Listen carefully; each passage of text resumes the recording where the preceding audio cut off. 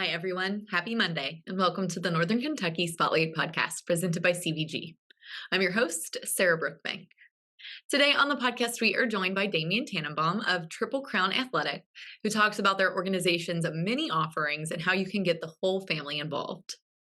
Also on the podcast, we are joined by Meredith Singleton of Story Arc Learning, who shares the importance of storytelling in instructional design. Thank you to our podcast sponsors, CVG, our title sponsor, C Crew Consulting, our digital sponsor, and our episode sponsor, Schneller Knockelman. The Northern Kentucky Chamber has recently partnered with the Kentucky Manufacturing Extension Partnership for a 4-part manufacturing and logistics leadership series. This series provides programming that will help participants hone their leadership skills and drive positive change within their organizations. The first session is on May 31st, so don't wait to register. You can register and learn more at nkychamber.com/events. I won't keep you guys very long today, so let's go hear our business news roundup from Link NKY, meet our members of the week, hear from our sponsors, and I'll be back with this week's guests. The Link NKY Business Roundup is sponsored by Payroll Partners. Business owners, CFOs, and HR pros just don't have time for hold times and hotlines. They need Payroll Partners. Welcome back to another Link NKY Weekly Business News Roundup. For Link NKY, I'm Noah Jones, here to fill you in on the business news of this past week. Let's begin. Aviatra Accelerators, a nonprofit organization focused on supporting women entrepreneurs, announced the opening of applications for the 2024 Momentum Accelerator program. Momentum is a comprehensive business education program for early and mid-stage women entrepreneurs. This in-person 10-week program is tailored for entrepreneurs who have been in business between 1 to 5 years with a total revenue of $50,000 plus, and who are seeking to build on their business momentum. Women entrepreneurs can apply for Momentum until May 27th. Participants will also have customized mentorship with a SCORE mentor, focusing on creating a robust 3-year business plan and actionable strategies. Each woman will also receive presentation coaching to confidently articulate her business in pitch competition at Aviatra's Flight Night on August 29th. A popular bakery franchise, Crumble Cookies, is opening a location in Newport. The store, which is currently under construction, is located at 1313A Monmouth Street. No official opening date has been announced yet. However, online listings for job openings at the location say they are hiring immediately. According to the listings, the location is hiring full-time and part-time bakers, delivery drivers, and shift leads. Crumble Cookies first began in Logan, Utah in 2017. They have since expanded to 800 plus bakeries in 50 states. Entrepreneurs John and Kayla Pascal have opened Southside Strength Company, a gym in Covington with a vision of creating a community-oriented fitness space. Their gym offers various training options from private sessions to gym classes, focusing on performance strength training. The City of Covington has supported their venture with a rent subsidy. Housed in a historic building, the gym provides a diverse range of equipment and training programs, catering to clients from Covington, Newport, and downtown Cincinnati. The Pascals see their gym not as just a place for fitness, but also as a hub for building connections within the community. And finally, the Covington Board of Commissioners and Department of Economic Development have discussed various small business incentives during their recent meeting, all slated for likely approval. These incentives, part of Covington's small business program, include rent subsidies, facade grants, historic signage assistance, and job development incentives. Most discussed were rent subsidies aimed at supporting businesses by reimbursing a portion of their rent over a year, provided they sign at least a 2-year lease and created one full-time job, with priority given to women, minority, and veteran-owned businesses. Recipients include Scout Yonder, The Point/Arc, and Zell's Pretzels, Safewave Technology Corporation, Effin' Good Desserts, and Live Forever, Die Whenever. Additionally, 39 and Festlered properties are set to receive forgivable loans for property refurbishment and sign restoration, respectively. The official vote on these incentives will take place at the next meeting. And that's going to be it for this week's Link NKY Weekly Business News Roundup. For Link NKY, I'm Noah Jones. Thank you for listening. Why would you travel to England? For football. To go or not to go? That is an easy question. To visit the land of Shakespeare. To take in all the sights. Authentic fish and chips. To experience arts and culture. 2 words, British Open. To visit my family. Same reason I go anywhere. For a pint of beer. To start my trip through Europe. Whatever your reason, there's no better time than now. Ranking on Google Search and Maps is easy to understand, but hard to do.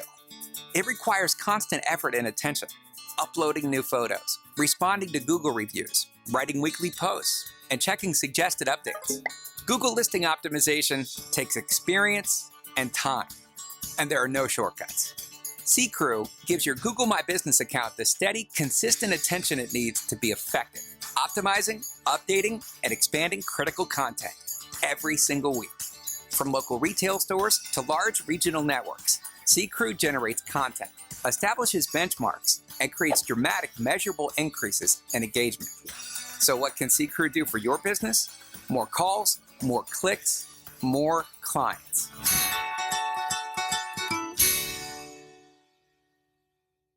Congratulations to our members of the week. You can learn more about these businesses by following the Northern Kentucky Chamber on social media, where we will highlight one of these businesses each day. Now, let's meet our members of the week. Valley View Furnished Condos provides temporary housing solutions in Northern Kentucky for those who are experiencing a relocation, building a home, and more. Mills Fence Company has been serving the tri-state area for more than 50 years. Parker Clifton Elder Law is committed to protecting and assisting the aging populations and those who love them. Beltways is building the world's fastest, smartest, and safest walkways for airports and beyond. Wilson Distributing Company of Ohio, Kentucky, and Illinois is the exclusive distributor of BG products for the state of Ohio, Kentucky, and Chicagoland. Hi, everyone. Today on the podcast, I am joined by Damian Tanenbaum, who is a partner owner at Triple Crown Athletic. Damian, welcome to the podcast. Thank you very much. Yes, so let's jump right in. Your organization has been around since 2010. Tell us about your business. Well, we are Triple Crown Athletic. We offer Brazilian Jiu-Jitsu, kickboxing, and CrossFit. And along with those services, we have a wide array of ages and shapes, sizes of people that join our community on a daily basis. Yeah, it's very cool when you go to your Facebook page, you can see those classes of kids, classes of adults. Yes. One of the things you mentioned before we started filming is you're trying to build a community. Talk to us about that. Well, I think it's a fitness ecosystem. When you come into that building and you see the members, you see the community of members that you're friends with, that you work out with every day, it helps motivate you. So we want you to be able to come in there with your wife, with your kids, with your grandparents, whatever it may be, and feel engaged with the community, the members, want to hang out with them, want to get fit with them, talk about diet, and get a good workout in. Yeah. And you guys are doing some of that more high level stuff. So you're doing jiu-jitsu, you're doing CrossFit. And when I think of those as somebody who is not at that level, you said that you want to offer these kinds of skills and this type of workout to everyone. Tell us about how you guys are doing Yeah, that. I mean, just because we are trained by world-class trainers and instructors, we don't expect everybody to come in at that level. I mean, we understand everybody was a beginner once. Right. And so we make it very friendly for you when you walk in. We have onboarding sessions. We do beginner type classes. We separate the class from experienced and newbies. It doesn't matter your current fitness level. We're here to help you get fit. Yeah. And so you can be a grandparent like I am. You can be a student athlete just stepping in the gym for the first time. We're still going to use the principles that we learned in CrossFit certification. We're going to use the sport of fitness to help motivate you. And we're going to use what we were trained by Carlson Gracie from the jiu-jitsu side to pass it down to you, but give you a foundation for what you can build off of and how you can get better. Right. It's I was at a real good seminar with one of the best in the world, and he basically explained it as compound interest. Right. Every time you walk in the gym, you're gaining a little bit, just a little bit. You can't go from 0 to world champion overnight. Right. But you come in with your family, you learn a little, you get a little bit better, a little bit stronger, a little bit faster. And as you do that, you as a person mature, and as long as you're enjoying the journey and you're part of our community, then it should feel good. Yeah, I think that's the coolest thing when we have members come on in that fitness space, and as somebody who's been a part of a gym or been a part of a yoga community, going in and building on that foundation, I think is so much fun. And I think a lot of it, and you had joked about, like, I drive by your building, it's like, when are you going to come in? And I feel like there's so often that idea that it's intimidating or scary, but when you get in there, it is a good community, and you do feel good, and you do feel great when you're doing that stuff. Yeah, it really is. I mean, you do not have to get fit before you come into our gym. Right. Come into our gym, get to know what we're doing, do a trial session, try CrossFit, try one of our sweat classes where it's lighter weight but more reps. Try one of our cardio kickboxing or our actual kickboxing classes, or even our jiu-jitsu classes, and try it with a gi or without a gi. See what you like. See what you kind of end up gravitating towards for your own fitness. And when you do that, bring your wife, bring your kids, and let them do the same. You don't all have to do the same thing, but you can share the same experience inside that ecosystem. Yeah, I think that sounds like you guys are building this great community. When you have people come in, what are some of your more popular classes? What do you see families doing? And you kind of touched on that range of services that you offer, but what do you think really sets you apart in that space? So I think what sets us apart is it's not one size fits all, right? It is the ecosystem that I mentioned, and it is, you can come in, and what we'll see sometimes is we'll see a husband and wife combo try kickboxing. And they'll get the sweat, they'll get the love, the cardio of it, and they'll start to look around the corner, and they'll see people doing CrossFit, and day one they'll say, "Oh, I could never do that." And then we bring them in and say, "Well, we'll try a class, a small group class, and we scale the weight, we scale the movements to whatever it is they can do, make them feel comfortable." Mm-hmm. And as they gain that comfort level, you'll see some of them that are doing cardio kickboxing or kickboxing start to move over and start to throw weights around. And then just that feeling of, throwing a weight sometimes, inspires them, and they want to do more. And then you'll see them kind of working on their technique, working on their fitness and their cardio all at the same time. Mm-hmm. And you have that group of people. Right. You also have the other group of people, the teenager and the father, or the teenager and the mother, who want to do jiu-jitsu together. And sometimes the same teenagers, same family will start off in cardio kickboxing again. They'll kind of get a feel for it. They'll come in, hit the bags, because anybody can hit bags. We teach you how to do it in a fun environment where you're using your hands, feet, knees, elbows, and it's cardio, yet we're also teaching you technique. Mm-hmm. And then we have certain classes where it's just focused on technique.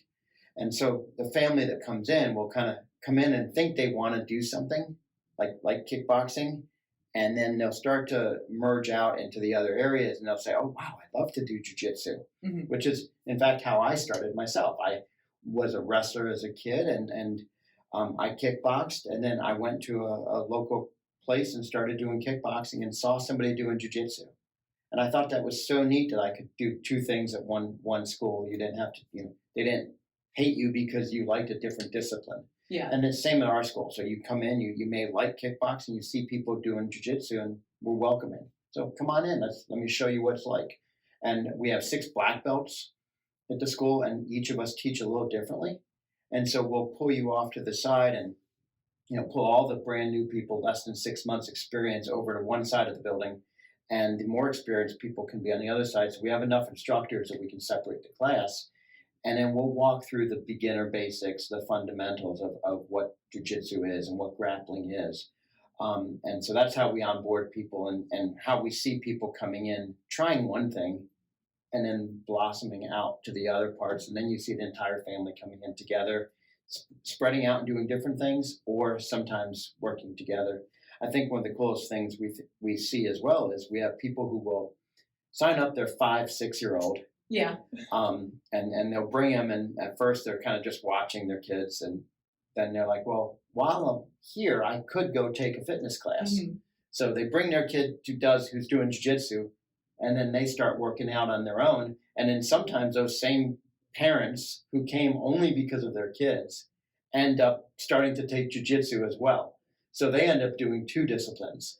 They'll do CrossFit while their kids are doing jiu-jitsu, and then they'll stay and do jiu-jitsu with the adults, and they'll let their kids watch or hang out there and play at the same time. That's awesome. Well, that is just a piece of that community that you're building. And I love to hear that you're bringing this community together and giving people a lot of options. Because like you said, every once in a while, I think we've all done at work. Like you said, you've seen somebody doing something, you're like, that looks pretty cool.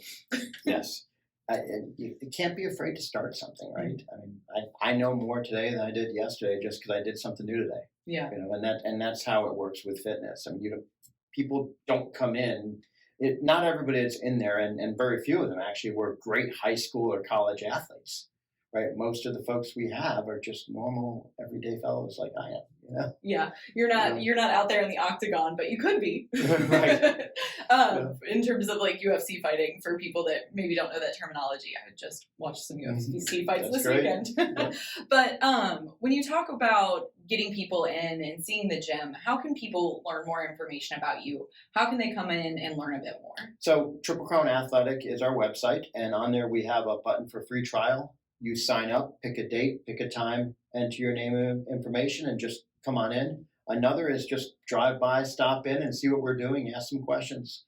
I'm on Facebook, Instagram. The gym is on Facebook, Instagram. Triple Crown Athletic. We also have Triple Crown CrossFit as a Facebook page, but our main focus is the athletic side of things. I mentioned, we have CrossFit, we have kickboxing, we have jiu-jitsu. Within those programs, we also have a sweat class that's not as intense as CrossFit. We also have like Will Clark, former Bengal, who comes in and teaches some seminars for kids that are playing football. We have different aspects of kickboxing where it's cardio and then it's official striking if you do want to learn how to fight. And in jiu-jitsu, the same thing where we break it up where we have gi classes and we have no gi classes, and we add wrestling to that as well. So there's little parts to the fitness journey that you can take on and build off of as you get better. Yeah, that sounds great. I hope people who want to start their fitness journey come and visit you all. Damian, thank you so much for your time today. Before I let you go, is there anything else that our viewers and listeners should know about you guys? I think just enjoy the journey. Fitness can be fun. It doesn't have to be full of these really hard goals. It doesn't have to be intense. I think what you can do is you can come in, try it, see what you like, and then you choose when to increase your intensity. Mm-hmm. You choose what to get more involved in, how dedicated you get to the sport of fitness. But don't come in to something and be a shooting star. Don't come in and say, I'm gonna train 7 days a week until I'm world champion, or I'm gonna train 7 days a week until I win state. No, just come in, try it, train a few times, and see where it takes you. Yeah. So. And actually, before I let you go, you mentioned more than once that idea of the sport of fitness. Mm-hmm. What is that? So CrossFit termed that a long time ago, and that's kind of when you think of working out and you think of going into just your basic local gym, you're independently working out. What we've done is we set it up where there's a state-of-the-art software that we're using called BJJ Link to monitor your performance, or Wodify to monitor your CrossFit performance. And the way we use that is it builds competitiveness. Mm-hmm. So you can track your attendance, you can track the curriculum, you can track your personal best, and you can compare that against others. So if we have a workout of the day, we're going to kind of judge based on time, based on number of reps, based on how efficiently you were able to move that weight. Mm-hmm. So as much as you say, oh, I'm not competitive. Well, when two of you are kind of working on the same movements, maybe different weights, you're going to help each other feel better. You're going to pull each other up the ladder, and I'm going to perform better because I'm right beside you performing the same exercises. But at the end, we're going to give each other high fives. We're going to feel good about it. And there's that little bit of pushing each other along the way. Yeah. Well, that is just like another example of that community you're building. And it's so great to have you on and have you guys as a member. So Damian, thank you so much for your time today. Thank you. Hi, everyone. I am joined by Meredith Singleton, who is the owner, founder, president? Yes, what's your all title? Things. CEO and founder. CEO and founder of Story Arc Learning. Well, welcome to the podcast. I'm excited to talk with you about your business today. Thanks for having me. Yeah. Happy to be here. It's great. So tell us, just jump right in, how you got started and what you guys do. Sure. So we are an instructional design firm that offers ID services. We develop e-learning. We develop training materials for our clients in corporate, nonprofit, higher ed space. We were born out of my work with a previous company called Untold Content. I was Chief Strategy Officer, Head of Instructional Design Services, and built the instructional design offering inside that company when I joined them. It quickly became one of the largest areas of our company, largest team within the company, and we were finding great success. And I think it was because we were merging storytelling and instructional design really beautifully together. That company has since changed direction. So late last fall, they decided to become a tech company and developed an AI content tool. And I believed that there was more work to be done there, that we were just beginning to really find traction and people were starting to understand the importance of storytelling when it comes to the work that we do. And so very bravely or crazily decided to launch Story Arc Learning. So here we are 7 months later. We are very active. We have a great client base. We have a wonderful team that's providing those services. And we're filling the need that I think no other company is doing right now in terms of storytelling and instructional design together. Yeah. So, well, first of all, congratulations on founding your own business. 7 months. That's great. Yes. And great to know that you guys have an awesome client roster that you're working with. But so you have this passion for storytelling. Tell us about how storytelling is impacting the work that you're doing in instructional design. I don't think it's going to be unusual for anyone to imagine themselves having to take a training and it just feeling like a laborious, boring task that never ends. We've all been there. Yes. And that really is what the challenge we're trying to tackle. So we have clients that come to us with a very strong library of training, but they're seeing low retention rates. They're seeing low engagement rates. They're having a hard time getting employees to really complete it and do something and have it be meaningful and impactful. So when they come to us, they're looking for a solution that feels different, that really immerses the learners in the experience, that draws them in, connects with them empathetically, really drives them through all of the emotions that happen when we learn new information, when we try to adopt new behaviors, and understanding and making that connection to why it's important to the work that they do. So that's how we approach projects. It isn't just churn out kind of the next cybersecurity training or human relations training. We really focus on what's the story here, what's the situation, what's the context, why is this important to them? And we look at learners as humans beyond just employees to try to understand and suss out what that story needs to look like. Yeah, that's very cool. It's almost intuitive. You would think that that's how you would want people to learn when you're in a one-on-one kind of classroom setting. You are telling stories, you're engaging. But like you said, those online learnings can be a bit challenging for employees. I know I've been through a couple where I was just like, man, all I want to do is get over this. Yes. So check the box. Right, check the box, it's done. Yeah. So other than that obvious challenge, when you're working with clients, what other challenges are you guys overcoming with the work you're doing? There's definitely the question that always comes up of how does AI play into this? How can VR and AR play into this? Virtual reality, augmented reality. And I think our clients tend to want to go to the newest bells and whistles. And those can be very great and valuable, and we use them when it's the right moment. So it's finding what the right solution is for their problem. So we don't come in assuming that there's going to be some specific deliverable or output from the work that we do. We talk with them and try to understand their challenge specifically so that we can craft the right solution. And that always comes from a storytelling perspective. So our IDs are trained specifically in the practice of merging how you write a great story with how you design great training. That isn't something that's inherently part of instructional design training or coursework or programs. So we really work that into our process of onboarding our IDs to becoming storytellers first and then learning designers second. Yeah, that's very cool. So when you're talking about the types of businesses that you work with and the type of services that you offer, can you give us some examples about what kind of businesses can work with you guys? Yeah, we really span the gamut. So we work with global level NGOs to develop training for audiences that are around the globe. There are various stakeholders of various expertise. And that's a challenge in itself. How do you design something that's generally acceptable, but also specific enough that it draws them in? We also have small nonprofits that are social service directed. We're working with Lexington and Kentucky at the moment to develop some training around homelessness and tackling that challenge within their community and within the Fayette County area. And that's a whole curriculum that we're developing for caseworkers providing that service. We also do the standard corporate work. So we've worked with big global pharma. We've worked with some major manufacturing companies.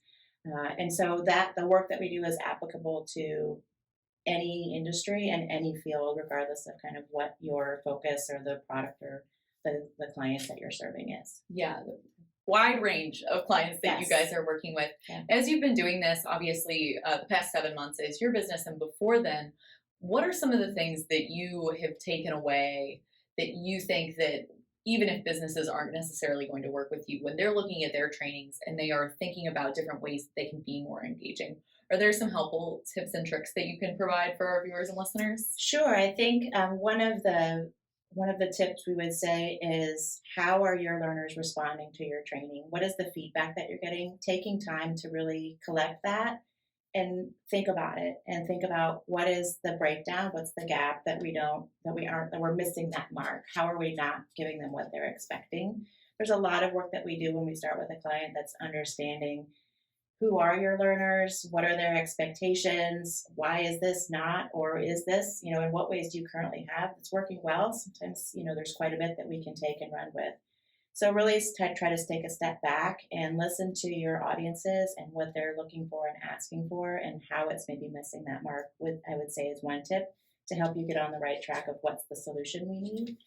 I think also just a very basic question of, when was the last time you touched your training? So we have many clients who we haven't really built this since 2000. Well, my gosh, not only has your industry changed and what you do has changed, but so has the landscape in which your employees are operating.